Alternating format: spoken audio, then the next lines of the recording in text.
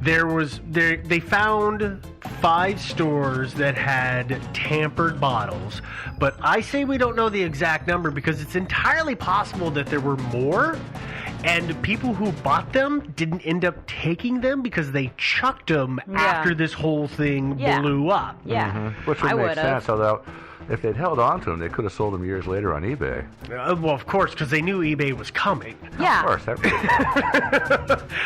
Now, what investigators had to do, and this had to be just a horrible job, is once they'd collected all of those bottles, they had to test the pills. And they had to test each one because it wasn't every pill in the bottle was poisoned. It was a handful of them were poisoned in there, which makes it a bit of a game of Russian roulette. Like a literal game of Russian roulette. Yeah. Well, exactly. Except not with a gun. So not quite literal. With a bottle of pills. That are going to kill you. Yeah, or somebody. And so some of the bottles had just one pill, some of them had several. Is that the way it worked? It was several per bottle, yes. And it seemed to have varied. Some would have 2 or 3, some seemed to have 5 or 6. The accounting's, it's 30-some years later. Yeah. It's been rewritten. As always, we find different interpretations of the numbers, so I'm not positive. That's interesting about the case of one of the first ones who died. The girl? No, the second one. Adam Janus? Adam Janus, yeah, or Janus, however his name is pronounced. It's kind of interesting that 3 pills came out of that bottle and all 3 of them were poisonous. It's possible that more than 3 pills came out of that bottle. That's true. It's possible because they weren't all tainted that other people took the Tylenol and didn't suffer any ill effects because they didn't get the poison pill. Yeah, they lucked out, huh? Well, anyway, we can talk about that later. But well, no, it's a great point. It's just they're not all gonna be poisoned. They weren't. That's a lot of poison for somebody to sit there and painstakingly scoop up and put into each pill. So wouldn't be fun. Yeah, was Adam Janus married, by the way? I do not believe he was. Really? So it was just him. We talked about this a little bit before, but the copycat killings that happened because of this. This is another one of those things where the media actually made the problem worse because they told the world about this. And exactly how it happened. Yeah. Every yo-yo with a grudge poisoned pills. In the first month after this happened in 1982, 270 cases of tampering. Oh my gosh. It was things as simple as somebody trying to kill their spouse, a lot of them did, or somebody they didn't know, and then to cover their tracks, they all follow the same path. I've got to cover my path. So what do? They stick a bottle back on the shelf and kill some other unsuspecting poor schleb. It's a great way to cover your tracks. It is, but it's freaking terrible is what it is. Super immoral, yeah. It is, yeah. Well, obviously, the murdering your spouse is kind of bad, too. Yeah. Murdering anybody is bad. It's kind of bad. A lot of these people, though, were not nearly as crafty about it in terms of covering their tracks because a bunch of them got caught. The feds, they don't screw around about this anymore. Right.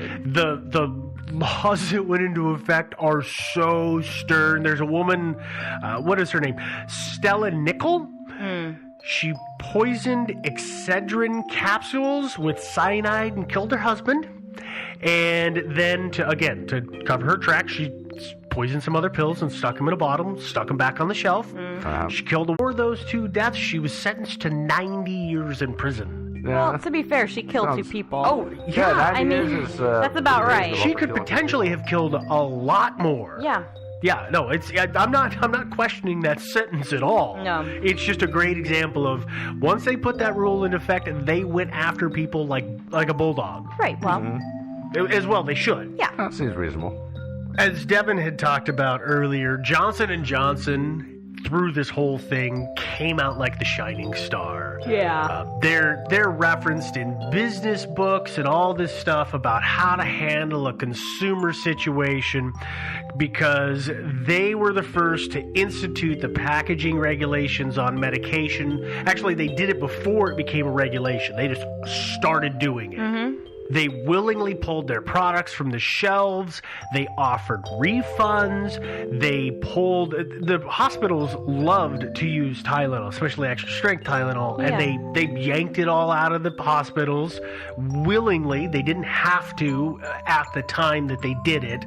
Eventually, the FDA came in and said, get that crap out of here, but they had already gotten it out of the stores and the hospitals. After things had settled down, they went on a huge PR campaign. They offered coupons. They had refunded people already. They were advertising how they had all these protections on their pill bottles.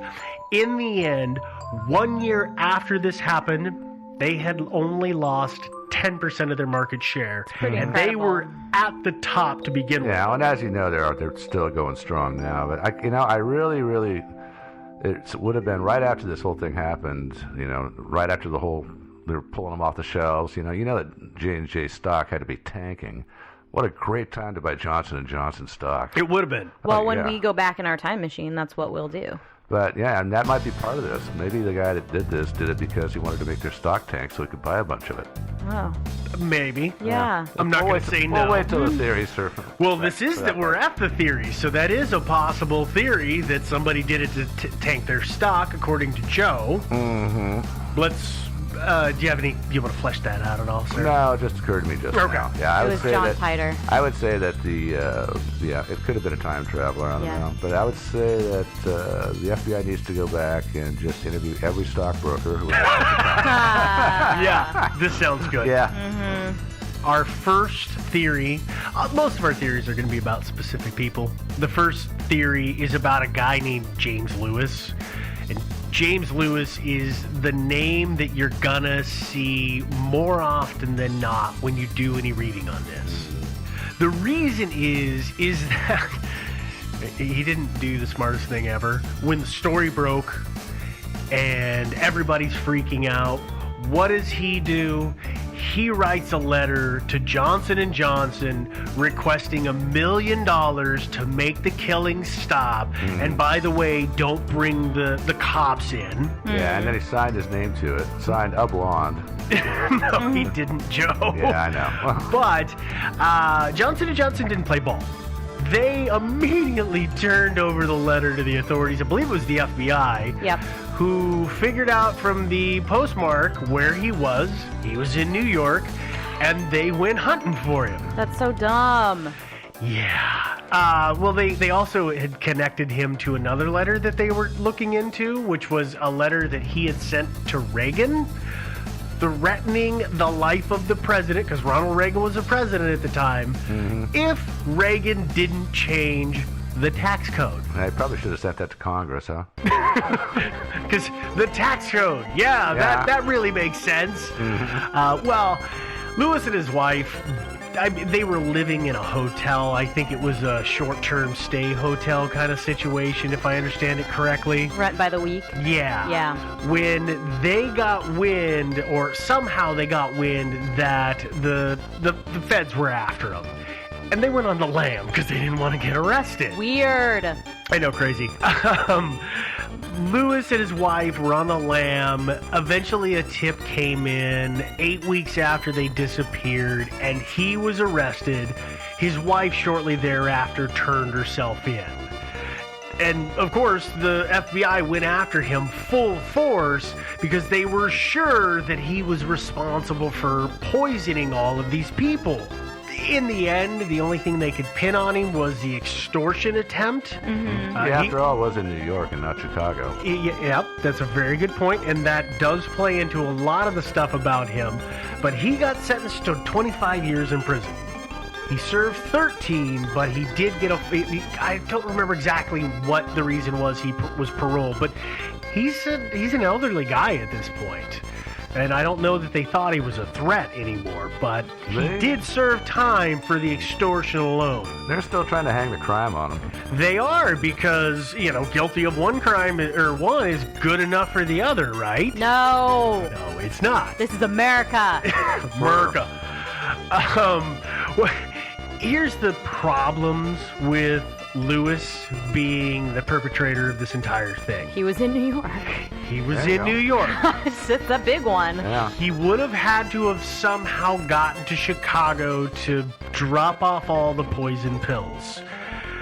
Well, we know from his wife's co-workers that he showed up every day to have lunch with his wife, or almost every day. They don't remember him missing hardly ever, and it wasn't ever a consecutive set of days. Now, thank you, Google. Yeah, I figured out it takes today 12 plus hours by car to drive from New York to Chicago. By today's cars. By today's car. Cars were much slower in those days. They were. They only went like 30 miles an hour. Well, they went a little No. faster than that. But the point is, that is a full 24 hours of time just in driving, never Yeah. mind having to stop, sleep, eat, Bathroom breaks. drop off the poison. Yeah, like smuggle them back onto the shelves. Exactly. He could have flown there, but if this guy's living in a short-term SR, don't think he's got a lot of money for an airplane ticket. Plus, that leaves a huge paper trail. Could have been under a false name, but Could they? It's probably too late to check on this, but of the batch numbers that was they what I was found there, gonna were any of those distributed in New York? Because that's obviously where he would have had to buy them and tamper with them. He's not going to drive to Chicago, spend 24 hours tampering with pills. I'm and put them going on to shelves. have to say no. I don't think they did. Because I would imagine that the feds would have tracked that down, and if there was any link, they'd have slapped the charges on him for it. I don't think so. So, yeah, it doesn't make much sense. I know they're still interested in this guy as a suspect, which is... Oh, absolutely. And, As recently as 2011, they collected DNA and fingerprints from him and his wife. yeah. They have bupkis, but they tried to track it, to see if they could pin anything to him. Yeah. And They have nothing. Here's why I'm sure they're wrong about Lewis. What is this? Is that he didn't need to really kill all these people to extort Johnson & Johnson. He could have tampered with pills, put them on shelves at stores, put them towards the back so they're less likely to get bought, then send your letter to Johnson & Johnson demanding $1 million, telling them, if you send me $1 million, I'll tell you which stores have got poisonous Tylenol on the shelves. Yeah, do a Monster And then- 21 Faces thing. Yeah, Exactly. exactly. Yeah. There was no need for him to actually. He didn't send his letter until everybody had died. No, his letter was a crime of opportunity. Oh, absolutely. absolutely. I mean, this guy, he ran scams. Yeah. He did a lot of shady things to make a buck, and I'm pretty sure that that's the deal, is that it was another way for him to say, hey, honey, maybe I can make a couple bucks off it. They may not give me the $1 million, but maybe they'll give me something. Worth a shot. Oh, oops, I'm 13 years later. I'm just getting out of jail. Yeah. Yeah, Didn't work out so well for him. I really do think the FBI should stop wasting their time on this guy, though. I agree. Next up on our theories/suspect list, Wow, that was a cool pronunciation. I have no idea. Suspect? Yes, Yeah. the suspect list Yeah. is, I think I was trying to say suspect and unsub at the same time, because I watch one of those TV shows that uses unsub all the time. Yeah, no, it's a terrible thing to I say. don't even know what that is. What? I don't. You're not jerking my chain. No, I really don't. It's unknown subject. Oh. Unsub. Oh. It's a dumb thing. Okay, we're gonna just leave that behind. Yes, please. Let's talk about our next crazy suspect. Yep, which is a lady by the name of Lori Dan. Here's her story. This is really tragic and sad. She was a woman who, on the 20th of May, 1987, first tried to set off a firebomb in an elementary school, then set fire to the home of people who she babysat for. By the way, the mom and the two kids were in the basement, though they did get out. Oh, by the way, how old was Lori Dan when she went on her crime spree? She was, I think she was not quite 30 years old when that happened. What else did she do? Well, she went to an elementary school with guns. She shot and killed one boy and wounded several other children. She then left that school, talked her way into a house that was nearby, and then shot one of the people who lived there before everybody got out. And in the end, she shot herself. Oh, that's quite the spree. I know, wow. It is the spree. And well, okay, so this lady went on a spree. Why is everybody trying to pin this tragic story of her back to the Tylenol like murders? 5 years later. Well, let's walk through the points of why it could be her, which is first, she lived in the Chicago area at the time. She had tried to poison people before. And if we look at what she did on the day she died, she took snacks and juice boxes and laced them with arsenic. And then some of them she mailed. Some she had done several days prior to her spree and mailed them to people. Others she delivered by hand, trying to poison these folks.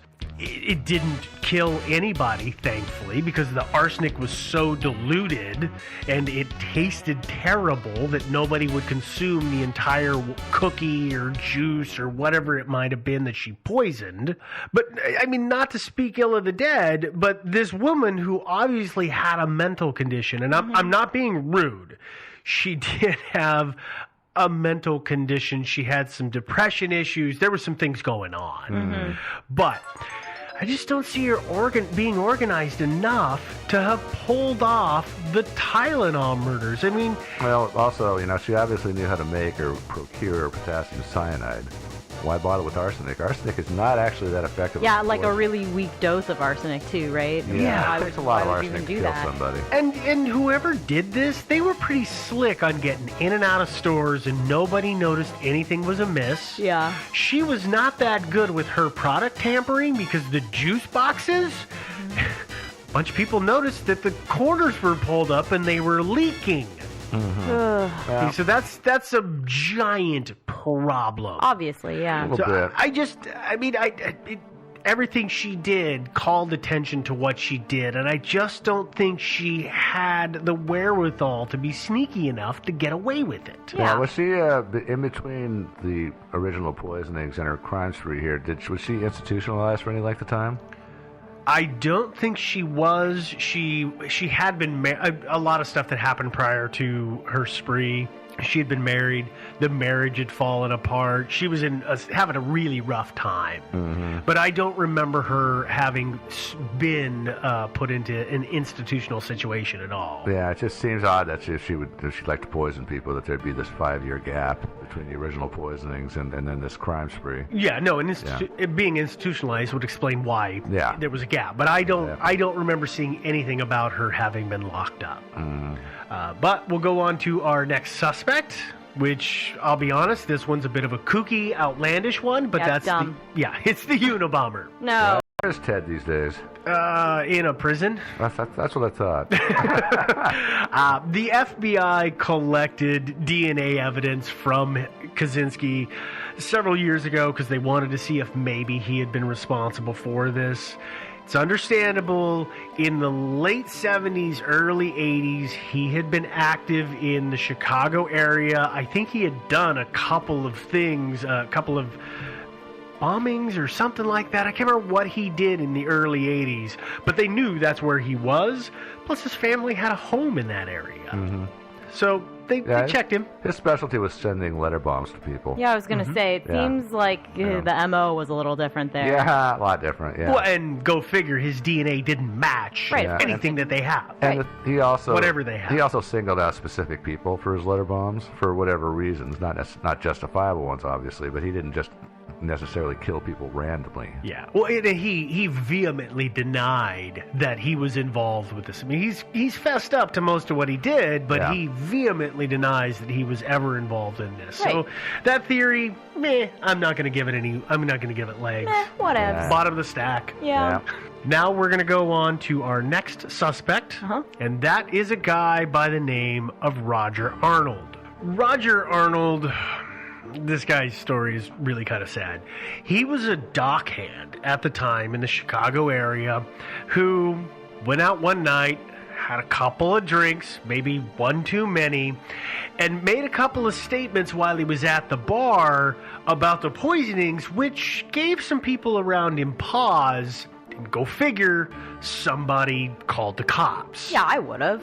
I don't know what he said, but... I don't know exactly what he said either. I couldn't ever really pin that down, but it doesn't really matter. Mm-hmm. The point is he said something that alarmed folks.